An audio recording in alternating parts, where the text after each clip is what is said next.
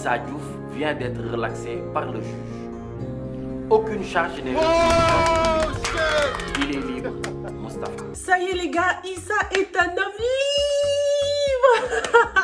Tellement contente après tout ce qu'il a traversé, ça y est, Issa a enfin été libéré. Ça a été tellement un sacré travail d'équipe, j'ai trop hâte de voir sa rencontre avec sa mère, lorsqu'il va revoir sa mère. Elle a tellement été affectée par l'histoire de son fils, on s'imaginait même le pire dans son cas, mais bon, heureusement, Issa s'en est sorti. Mais est-ce que le pire est réellement derrière eux?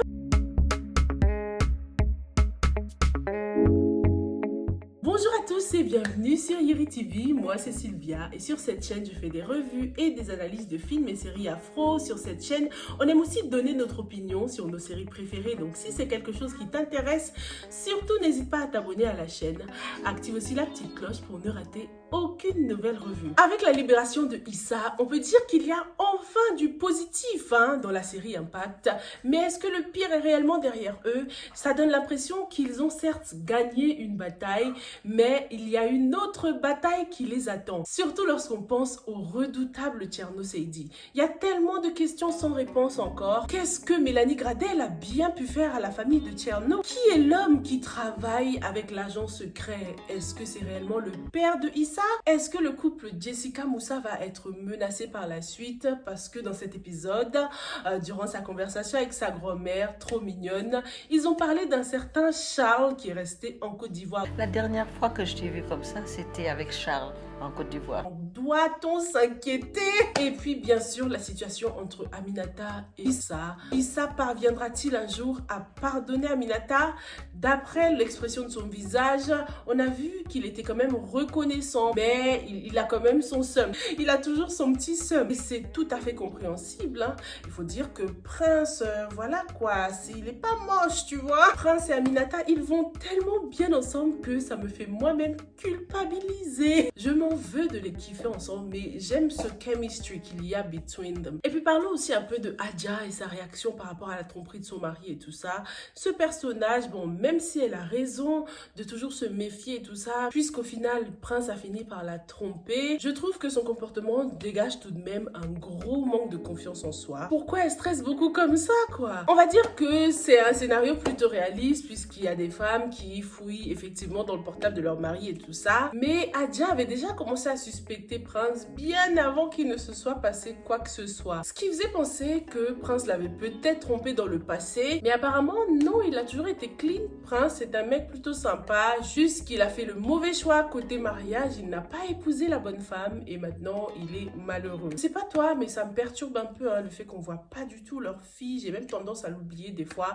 Je sais pas si c'est fait exprès ou ils ont pas pu caster l'actrice idéale pour ce rôle ou quoi, mais dis-moi ce que t'en penses. Est-ce que ça te dérange de ne pas voir l'enfant de Prince ou pas? J'ai de la peine quand même pour le personnage de Prince parce que malgré toute cette situation, il avait tout fait pour rassurer sa femme, pour la mettre en confiance et tout ça, mais tout a quand même foiré. Parlons aussi un peu du personnage de Thierno Seydi, mais c'est un dangereux celui-là. Il a plusieurs coups d'avance, il a plusieurs longueurs d'avance. La famille Gradel a intérêt à être prête parce que là les gars, ça va secouer. Thierno insinue que c'est grâce à sa famille que les Gradel existent aujourd'hui. Qu'est-ce que ça veut dire à ton avis? Est-ce que dans le passé, Mélanie Gradel a construit sur un terrain qui appartenait à la famille de Thierno? J'ai l'impression que ça pourrait être un truc similaire à ce qui s'est passé avec Mbaye BTP, acheter des terrains, vouloir construire sur des terrains alors qu'il appartenait déjà à quelqu'un d'autre, comme avec le restaurant de Angèle. C'est ceux qui sont là-haut qui prennent les décisions sans imaginer que ça pourrait affecter la vie de ceux qui sont en bas. Bon, sans imaginer ou bien ils s'en fichent tout simplement. Angèle l'a dit, elle a travaillé toute sa vie pour ce resto.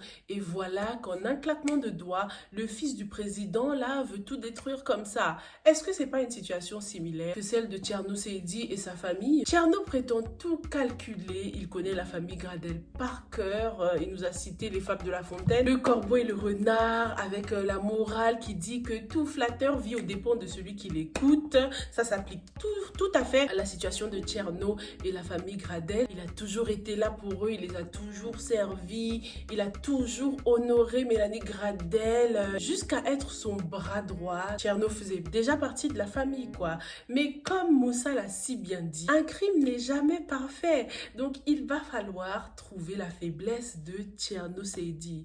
Et jusqu'ici, on peut dire que sa faiblesse, c'est quand même Jessica. Hein. Même si, jusqu'à présent, Tcherno jouait la comédie, je pense qu'en ce qui concerne Jessica, il était tout de même sérieux, il était sincère, il était amoureux d'elle, quoi. Donc, pourquoi pas exploiter ce côté, cette faiblesse, son côté amoureux, peut-être le déconcentrer avec Jessica pour qu'il puisse baisser la garde au moins un petit peu, quoi. Fatih se rapproche de plus en plus de Paul Gradel. Mais pour l'instant, elle n'a que de bonnes intentions, elle a envie d'être là pour lui, d'aider le père de sa meilleure amie, un homme qu'elle considère aussi comme son papa. Pour l'instant, on peut dire que Paul fait ressortir le bon côté de Fatih. Pour une fois, on retrouve une Fatih qui n'est pas du tout égoïste, une Fatih qui propose son aide, une Fatih qui est prête à l'écouter, Paul Gradel, et une Fatih qui se confie à lui. Mais est-ce que Fatih, la croqueuse d'hommes, a quelque chose derrière la tête? Est-ce qu'on peut dire que ça y est, elle a vraiment tourné la page avec Mike ou pas encore? En tout cas, pendant cet épisode, chacun a su le secret de l'autre, quoi. Fatih a découvert que Paul continuait à boire. Paul a découvert l'histoire très touchante concernant le père de Fatih. Apparemment, le papa de Fatih l'a abandonné, ce qui explique encore plus son rapport avec les hommes. Elle n'a pas réellement eu une figure paternelle et ça joue beaucoup dans l'éducation, dans le upbringing. Fatih a grandi avec cette très mauvaise image des hommes, ce qui pourrait expliquer pourquoi elle était attirée par un bad boy comme Mike, quoi. Tout ça, c'est vraiment psychologique, parfois. Ce que j'ai kiffé dans cet épisode avec ce personnage de Fatih, c'est que on découvre que sous cette carapace de femme forte et superficielle se cache une fille qui est hyper sensible. Elle a été blessée dans la vie et elle a beaucoup de regrets. C'est pour ça que jusqu'à présent, elle n'arrive pas à oublier cette histoire avec Mike. Elle n'arrive pas à lui pardonner ce qu'il lui a fait. C'est pas seulement parce qu'elle est toujours amoureuse de lui, c'est aussi parce qu'elle est très sensible comme femme. Parce que de nos jours, il y a des femmes qui sont toujours amoureuses de quelqu'un mais qui arrivent à passer à autre chose. Mais ce n'est pas le cas de Fatih. Maintenant, est-ce que sa relation avec le père de Jessica va vraiment se développer en quelque chose d'autre? Pour l'instant, franchement, je ne les vois pas du tout sortir ensemble au final. No, right? Le résumé du personnage disait qu'elle allait jeter son dévolu sur la mauvaise personne. Mais est-ce que ça va réellement se développer en une relation amoureuse, tout ça? Tout est possible lorsqu'on veut réellement se venger. Et si les deux montaient un complot juste pour atteindre un objectif commun? Paul pour faire du mal à Mélanie et Fatih pour faire du mal à Mike. Finalement, c'est un peu chelou d'imaginer que Paul Gradel développera des sentiments pour Fatih et vice versa, tu vois. Toutes ces années, Paul Gradel n'a jamais trompé sa femme, donc pourquoi est-ce que c'est maintenant qu'il commencerait? Certes, il est blessé par tout ce que Mélanie lui a fait, mais de là à la tromper for real, en même temps, tout est possible. Paul Gradel, on n'a pas encore vu sa vraie couleur. On dirait que ça vient petit à petit, doucement, doucement. On a vu le soulagement dans le regard de Paul. Il était content de voir que Mélanie s'était réveillée. Mélanie aussi était hyper contente de le revoir. Ils nous ont donné l'impression que ça y est, la famille allait redevenir comme avant, mais je ne pense pas, les gars, au contraire. Je pense que la famille Gradel va encore beaucoup plus se diviser, surtout lorsque les cadavres vont commencer à sortir des placards. En tout cas, chapeau à Fatih quand même qui a réussi à convaincre Paul de venir à l'hôpital. Ce n'était pas une tâche facile, tout le monde a essayé. Même Tcherno avait essayé, Tcherno qui connaît cette famille par cœur. Tcherno avait essayé de convaincre Paul de revenir travailler avec Mélanie, juste d'avoir des relations strictement professionnelles avec elle, et il a refusé. D'ailleurs, est-ce que Paul Gradel est lui aussi impliqué dans l'histoire de la famille de Tcherno? Est-ce que c'était lui l'architecte qui a construit quelque chose dans le passé ou pas? Parce que même si Tcherno est le bras droit de Mélanie, ce n'est pas seulement Mélanie qu'il veut détruire, peut-être principalement elle, mais c'est toute la famille Gradel qu'il a envie de burn down. Parlons aussi un peu du commissaire Ndim. Mais pourquoi elle s'accroche comme ça? Lâche l'affaire, commissaire. Comme son supérieur hiérarchique lui a dit, c'est toujours ceux qui sont en dessous là qui prennent cher. Donc le commissaire est en train de jouer avec le feu là. Sa carrière risque de partir en fumée, les gars. C'est dommage parce qu'elle a un bon fond quand même. Elle veut coûte que coûte protéger sa famille. Lorsque Falou s'est suicidé, elle a tellement pleuré. Et dommage d'ailleurs. Pourquoi il s'est suicidé, Falou? Son père a eu une fin tragique. Maintenant, lui aussi, c'est trop triste. Je me disais que peut-être qu'au final, ce personnage serait un frère à Issa et Moussa. Cette mort correspond bien à sa personnalité. Un suicide est souvent considéré comme un acte de lâcheté. Donc, le lieutenant Fallou a été lâche du début à la fin. Dis-moi dans les commentaires ce que tu as pensé de cet épisode 29. Est-ce que tu penses qu'on doit s'inquiéter pour le couple Moussa-Jessica concernant Monsieur Gradel et Fatih? Est-ce qu'ils vont monter un coup ou bien ce sera de l'amour sincère entre eux? Ce sera un peu gênant, mais bon.